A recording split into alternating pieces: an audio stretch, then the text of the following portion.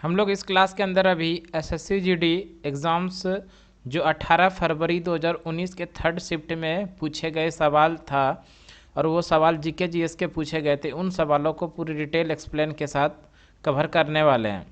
साथ साथ में हम आप लोगों को एक्स्ट्रा फैक्ट भी इस वीडियो के अंदर बताने वाले हैं।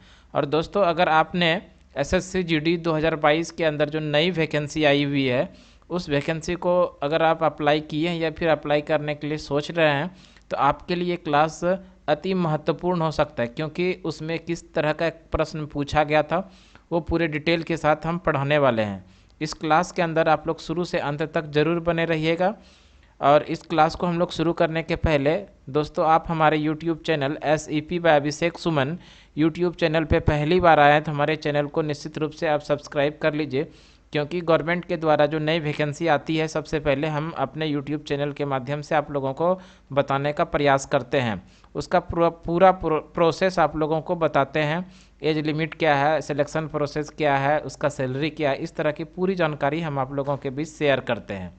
तो दोस्तों, अभी इस क्लास के अंदर एसएससी जीडी का जो 2019 में 18 फरवरी 2019 का थर्ड शिफ्ट का क्वेश्चन जीके का पूछा गया, तो उसको एक्सप्लेन करने वाले हैं, इसलिए अंत तक जरूर बने रहिएगा। चलिए दोस्तों, क्लास शुरू करते हैं। क्वेश्चन नंबर 26 में से शुरू कर रहे हैं हम लोग, और 26 से क्वेश्चन नंबर 50 के बीच में हम लोग इस क्लास के अंदर कवर करेंगे। क्वेश्चन नंबर 26 में है, निम्नलिखित में कौन सा ग्रीन हाउस गैस नहीं है? तो carbon dioxide green house gas है, नाइट्रस ऑक्साइड ये भी ग्रीन हाउस गैस है, मीथेन CH4 ये भी ग्रीन हाउस गैस है। इस तरह से ये जो आर्गन है ये ग्रीन हाउस गैस नहीं है। आर्गन की बात करें, आर्गन एक निष्क्रिय गैस है, और इस आर्गन का अगर हम लोग बात कर लें, परमाणु संख्या 18 होता है। तो इस तरह से ध्यान रखेंगे, आर्गन एक निष्क्रिय गैस है जो ग्रीन हाउस गैस के अंदर नहीं आता है। और इस आर्गन का काम होता है बिजली के बल्ब के अंदर भरा हुआ रहता है आर्गन गैस। नेक्स्ट क्वेश्चन देखते हैं। क्वेश्चन नंबर 27 में है, निम्नलिखित में कौन सा मिट्टी भारत के उत्तरी मैदानों में पाई जाती है? जलोढ़ मिट्टी भारत के उत्तरी मैदानों में पाई जाती है। जलोढ़ मिट्टी ऑप्शन नंबर सी हो जाएगा सही। जलोढ़ मिट्टी मुख्यतः पंजाब और असम तक के विशाल मैदानी भाग में पाया जाता है।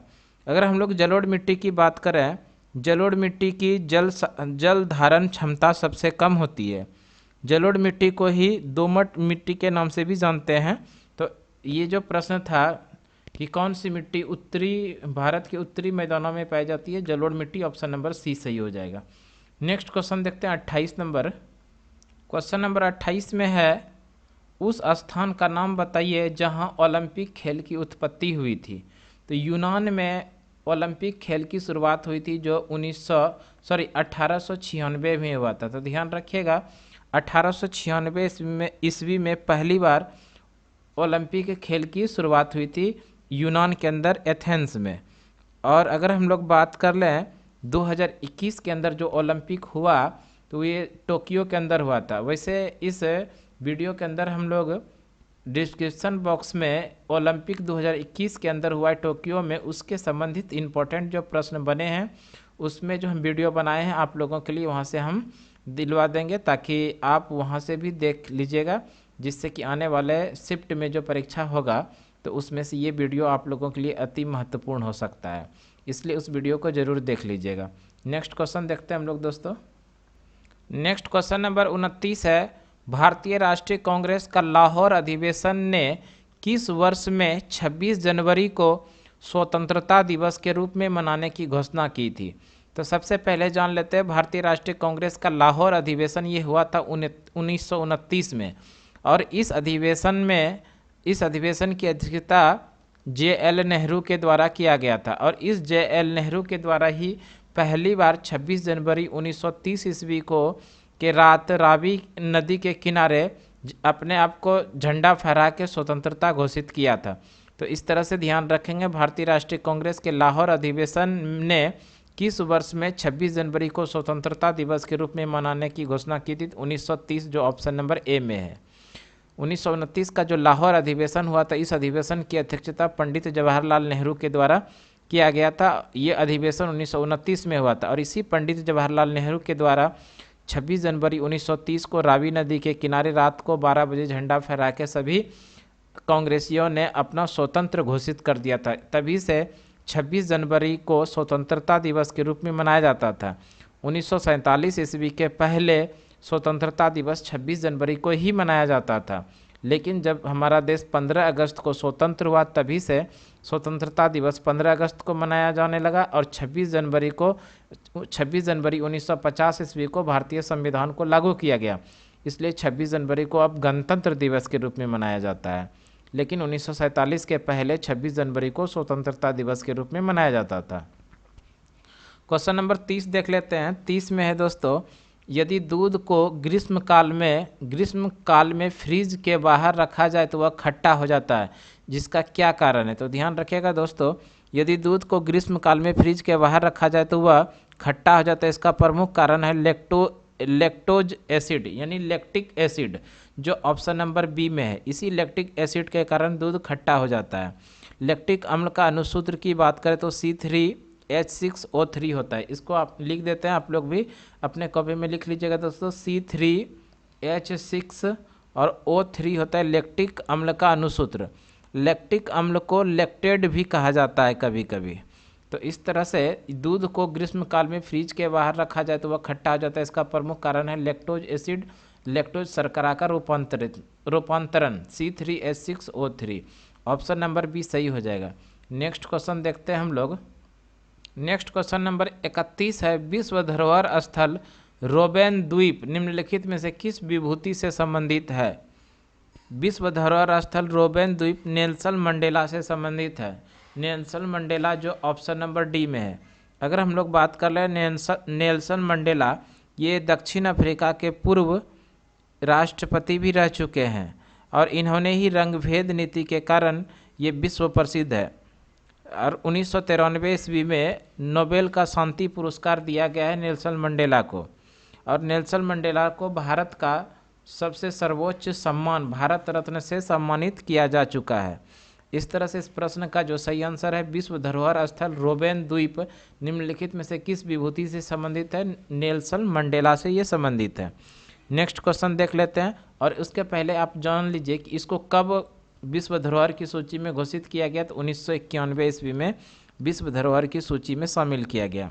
अब देख लेते हैं हम लोग नेक्स्ट क्वेश्चन नंबर 32 है, 1951 ईस्वी में भारतीय जनसंघ का स्थापना निम्नलिखित में से किसने किया है? तो ध्यान रखिएगा, 1951 ईस्वी में भारतीय जनसंघ का स्थापना श्यामा प्रसाद मुखर्जी के द्वारा किया गया, जो ऑप्शन नंबर बी में है। 1951 से लेकर 1977 ईस्वी तक इसे जनसंघ के नाम से जाना गया, लेकिन 1977 ईस्वी में जयप्रकाश नारायण के द्वारा इसी जनसंघ का नाम बदल के कर दिया जनता पार्टी। इस तरह से ध्यान रखिएगा, जनता पार्टी का गठन किसने किया था? जयप्रकाश नारायण के द्वारा 1977 में। और इसी पार्टी को 1977 से पहले जनसंघ के नाम से जाना जाता था। फिर इसी 1977 के बाद 1980 ईस्वी में इसी पार्टी का नाम बदल के कर दिया भारतीय जनता पार्टी।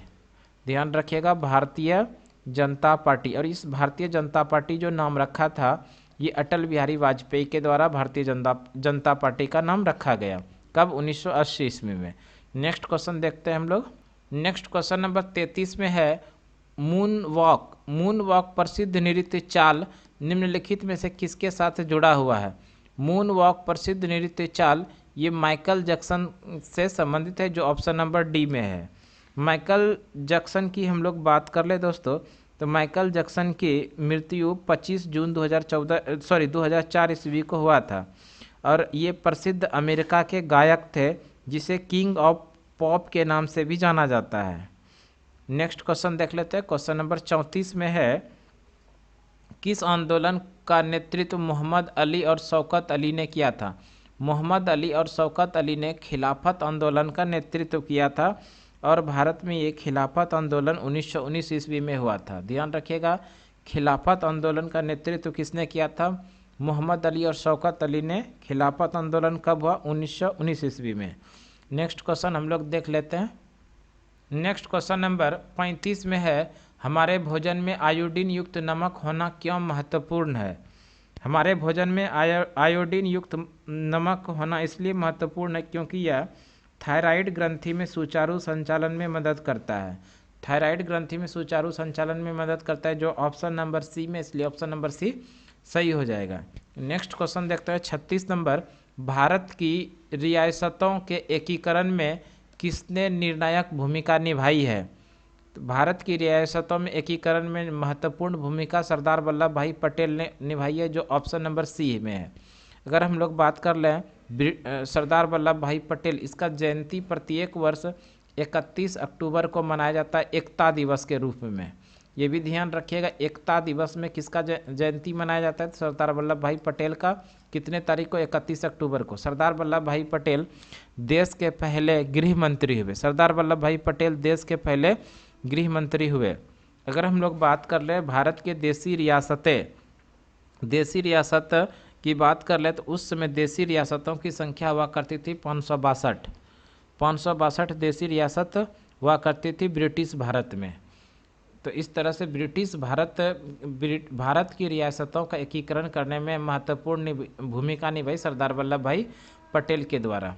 सरदार वल्लभ भाई पटेल ने 1918 ईस्वी में खेड़ा सत्याग्रह का नेतृत्व किया था और 1928 ईस्वी के अंदर बारदोली सत्याग्रह का नेतृत्व किया था। बारदोली सत्याग्रह, ये बारदोली की महिलाओं ने खुश होकर इनको सरदार की उपाधि दिया था।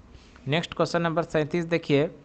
खाने के बाद पेट में होने वाली एसिडिटी को इसे लेने से खत्म किया जा सकता है। किसे लेने से खत्म किया जा सकता है? तो ध्यान रखिएगा, बेकिंग सोडा के लेने से इसे एसिडिटी को खत्म किया जा सकता है। बेकिंग सोडा, जो ऑप्शन नंबर सी में, इसलिए ऑप्शन नंबर सी सही हो जाएगा। बेकिंग सोडा को मीठा सोडा के नाम से भी जानते हैं और इसका रासायनिक नाम की बात करें तो सोडियम बाइकार्बोनेट होता है बेकिंग सोडा का रासायनिक नाम, NaHCO3। ये NaHCO3 सोडियम बाइकार्बोनेट का रासायनिक सूत्र होता है।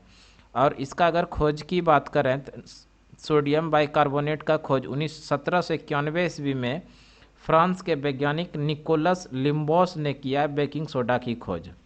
तो इस तरह से ध्यान रखिएगा, खाने के बाद पेट में होने वाली एसिडिटी को इसे लेने से खत्म हो जाता है। किससे? बेकिंग सोडा से, जो ऑप्शन नंबर सी में है। नेक्स्ट क्वेश्चन देखते हैं, question number 38 number. Question number 38 में है, भारतीय संविधान में मौलिक कर्तव्य को कौन सा संशोधन द्वारा शामिल किया गया? तो ध्यान रखिएगा, मौलिक कर्तव्य को 42वां संविधान संशोधन 1976 के द्वारा सरदार स्वर्ण सिंह समिति के सिफारिश पे जोड़ा गया। भारतीय संविधान में मौलिक कर्तव्य को कौन से संशोधन के द्वारा जोड़ा गया? 42वां संविधान संशोधन 1976, जो ऑप्शन नंबर डी में है। किस समिति के सिफारिश पर? ध्यान रखिएगा, सरदार स्वर्ण सिंह समिति के सिफारिश पे। और कितना जोड़ा गया था? सरदार स्वर्ण सिंह समिति के सिफारिश पे जोड़ा गया। कितना जोड़ा गया था? तो ध्यान रखिएगा दोस्तों, मौलिक कर्तव्य उस समय 10 जोड़ा गया था, लेकिन वर्तमान समय में 11 मौलिक कर्तव्य हो गया है। तो ये 11वां मौलिक कर्तव्य क्या है? तो ध्यान रखिएगा, 86वें संविधान संशोधन 2002 के द्वारा 6 से 14 वर्ष तक के बच्चे को अनिवार्य व निःशुल्क शिक्षा दिलाने का काम ये लोकल पेरेंट्स का है। इसको कब जोड़ा गया? 86वां संविधान संशोधन 2002 के द्वारा। तो इस तरह से वर्तमान समय में मौलिक कर्तव्यों की संख्या हो गया है 11। और इसको संविधान के किस अनुच्छेद के अंदर जोड़ा है? तो अनुच्छेद नंबर 21A के अंदर। 6 से 14 वर्ष तक के बच्चे को अनिवार्य व निःशुल्क शिक्षा दिलाने का काम लोकल पेरेंट्स का ये भारतीय संविधान के अनुच्छेद नंबर 21A के अंदर रखा गया है, जो 2002 में जोड़ा गया है। और मौलिक कर्तव्य जो 1976 में जोड़ा गया था, उस समय 10 जोड़ा गया था और 51A अनुच्छेद नंबर 51A के अंदर रखा गया था। मौलिक कर्तव्य की बात करें तो मौलिक कर्तव्य का प्रावधान ये रूस के संविधान से लिया गया। मौलिक कर्तव्य का प्रावधान रूस से लिया गया। मौलिक अधिकार का प्रावधान USA से लिया गया है। नेक्स्ट क्वेश्चन देखते हैं, 39 नंबर क्वेश्चन है, कोणार्क सूर्य मंदिर कहाँ पर स्थित है? कोणार्क सूर्य मंदिर ओडिशा में स्थित है। ओडिशा, जो ऑप्शन नंबर बी में है, बी सही हो जाएगा। कोणार्क सूर्य मंदिर का निर्माण 1250 ईस्वी में किया गया है। ध्यान रखिएगा, कोणार्क सूर्य मंदिर का निर्माण 1250 ईस्वी में किया गया है और इसका निर्माण गंग वंश के शासक राजा नरसिंह देव के द्वारा किया गया है। गंग वंश के शासक राजा नरसिंह देव के द्वारा किया गया है। 1984 ईस्वी में यूनेस्को की विश्व धरोहर की सूची में इसको शामिल भी किया गया। तो ध्यान रखिएगा, कोणार्क सूर्य मंदिर को यूनेस्को के विश्व धरोहर की सूची में कब शामिल किया गया? 1984 ईस्वी में। कोणार्क मंदिर को भगवान का रथ मंदिर के नाम से भी जाना जाता है। नेक्स्ट क्वेश्चन नंबर 40 देखते हैं। छत पर वर्षा जल संचयन शुरू करने वाला पहला भारतीय राज्य कौन सा है? छत पर वर्षा जल संचयन शुरू करने वाला भारत का पहला राज्य तमिलनाडु है। तमिलनाडु ऑप्शन नंबर बी है, इसलिए बी सही हो जाएगा। तमिलनाडु में वर्ष 2001 में वर्षा जल संचयन अभियान चलाया था। तो तमिलनाडु ऑप्शन नंबर बी सही हो जाएगा। नेक्स्ट क्वेश्चन देखते हैं।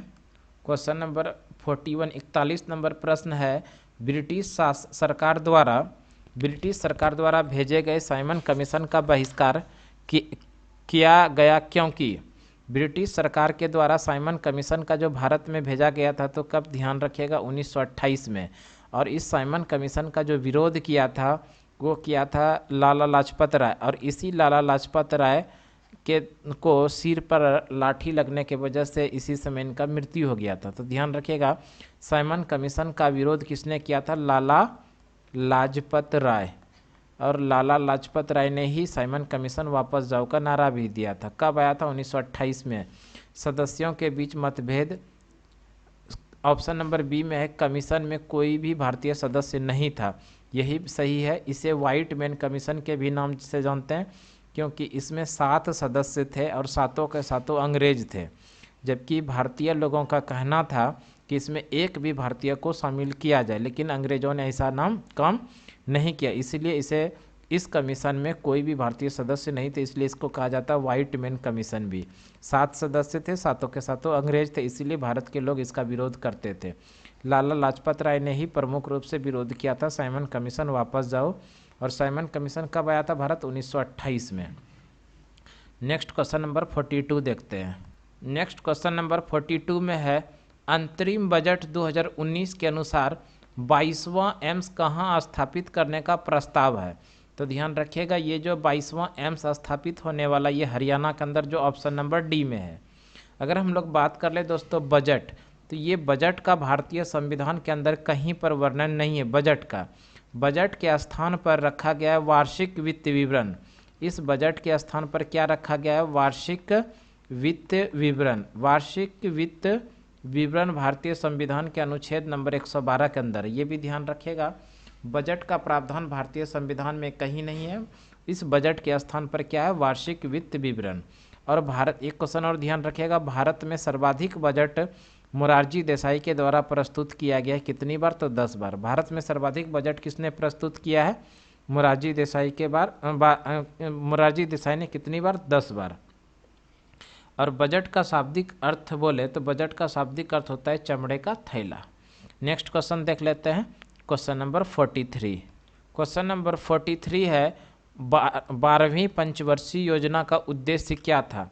12वीं पंचवर्षीय योजना का उद्देश्य तीव्र, टिकाऊ और अधिक समावेशी विकास था, जो ऑप्शन नंबर सी में। अगर हम लोग बात कर लें 12वीं पंचवर्षीय योजना, तो 12वीं पंचवर्षीय योजना ये 2012 से 2017 के बीच में 12वीं पंचवर्षीय योजना का अवधि था, और इसी अवधि के अंदर तीव्र, टिकाऊ और अत्यधिक समावेशी विकास का लक्ष्य रखा गया था।